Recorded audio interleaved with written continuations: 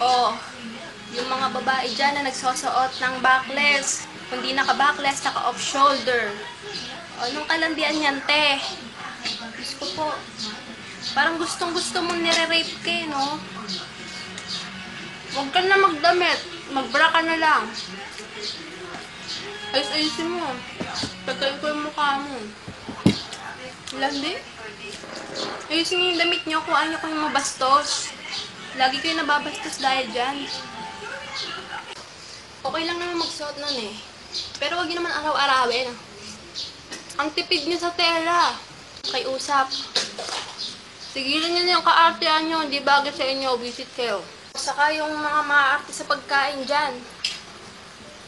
Gusto, kumain pa doon sa Jollibee, McDo, Max, Pizza Hut. Naku, pero wala kang panload. Gusto mo kumain doon sa mga sosyalan, pero wala kang panload. Real talk yun ah. Tapos mga pabebe, kung kumain ng chichirya, ganito. Kumari lang. Yan.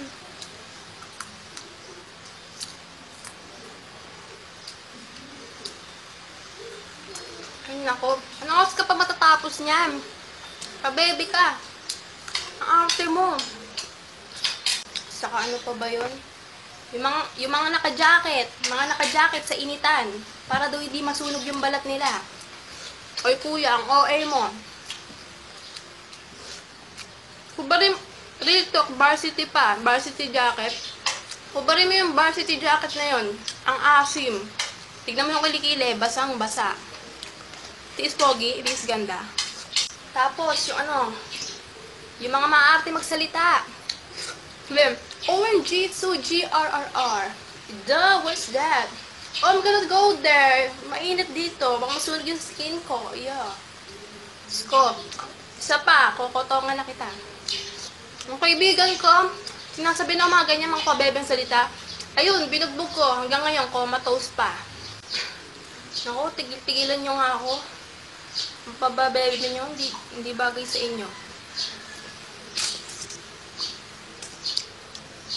Ganyan naman ka... Wala na, pimik ako! Pimik!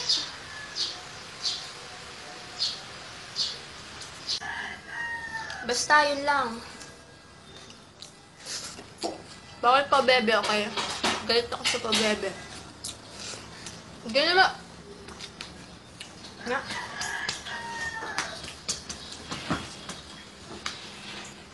Nirinan tuloy ako eh.